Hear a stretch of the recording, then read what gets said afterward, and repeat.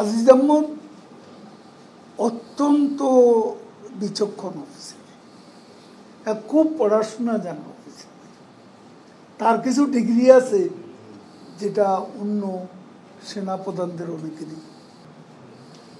BNP আমলে তাদের কোনো নেতা, সরকারি প্রশাসনের কোনো কর্মকর্তা এবং পুলিশের কোনো সাবেক কর্মকর্তা তখন কর্মরত ছিল, তাদের কারো কি ইম্পিউনিটি কালচার তারা গড়ে তুলেছিল? তখন কি কারো বিচার হয়েছিল? শেখ হাসিনার সৎসাহস আছে, সেই জন্য তিনি আজকে জিরো টলারেন্স দুর্নীতির বিরুদ্ধে। যখনই যেটা প্রকাশ পাচ্ছে, সেই যখন করোনার সময় ফেক হসপিটাল করে যারা অপকর্ম করেছে তাদের কিন্তু আমাদের নেত্রী ক্ষমা করেন, এবং আজকেও অপরাধ অনুযায়ী শাস্তি পেতেই, এখানে কোনো ছাড় নেই। বিএনপির অভিযোগ সেটা হচ্ছে যে আওয়ামী লীগ সরকার আমলে যেহেতু তারা দায়িত্বে ছিলেন, তারা আওয়ামী লীগের কিছু দায় আছে,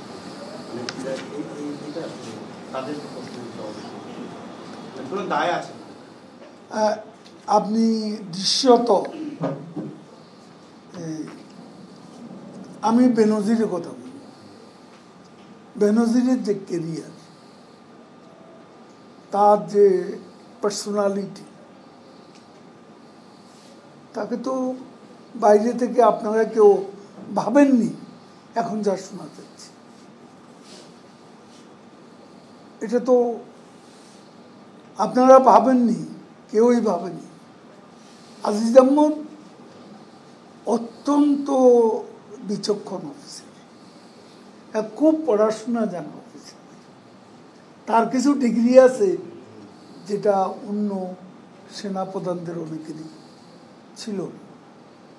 এখন আসলে যোগ্যতার জন্যই সেনাপ্রধান করা হয়েছে। এখন সে যদি দুর্নীতি করে, তদন্ত হচ্ছে, তারও তদন্ত হবে, দুর্নীতির তথ্য পেলে তদন্ত হবে এবং কাউকে ছাড়তে হবে।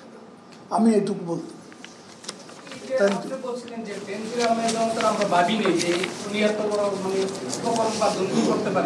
এরকম যারা বেঞ্জির আহমেদ যাদেরকে দেখতে আমরা খুবই মনে করেন, খুবই সুশীল মনে করি, খুব ভালো মনে করি, আপনার প্রশ্ন হয়েছে তাদের ব্যাপারে সরকার নিজ উদ্যোগে তাদের কোনো খোঁজখবর নেবে কিনা? আমরা তো অনেক সময় দেখি যে শুধু পত্রিকা খবর হওয়ার পরেই সরকার ব্যবস্থা নেয়, কারণ পত্রিকা খবর হওয়ার আগে সরকার। আজকে প্রাইম মিনিস্টারের অফিসে দুজন গুরুত্বপূর্ণ লোক, আজকে তাদের সাথে চুক্তি বাতিল করা হয়েছে। সেটিকে আপনারা রিপোর্ট করেছেন? সেই রিপোর্ট কি আপনারা করেছেন? কোথায় রিপোর্ট করেছেন? সেটা এখন পাচ্ছেন। কাজে এইসব কথা বলবেন না। আমাদের কাদের বিরুদ্ধে? না, দুর্নীতির অভিযোগ আছে কিনা আমি তো জানি না। তাদের নিশ্চয়ই কোনো কর্তব্যে কোনো প্রকার বিচ্যুতি ঘটেছে দায়িত্ব পালনে, সেখানে কি রকম সেটা তো আর আমি জানি। আগামীতে এই ধরনের আরো ঘটনা আমরা দেখতে পাবো। এ ধরনের প্রশ্ন যারা করে, আমিও সাংবাদিক ছিলাম, এটা সাংবাদিক শুরু। Thank you.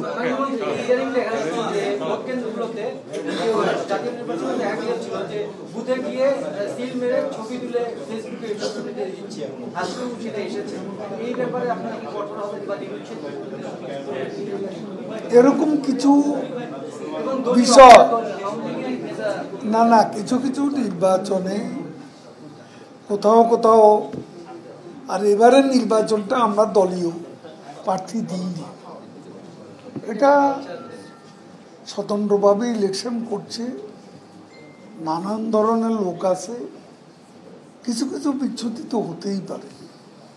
সবই একবারে পারফেক্ট এ দাবি তো করার কোনো উপায় নেই।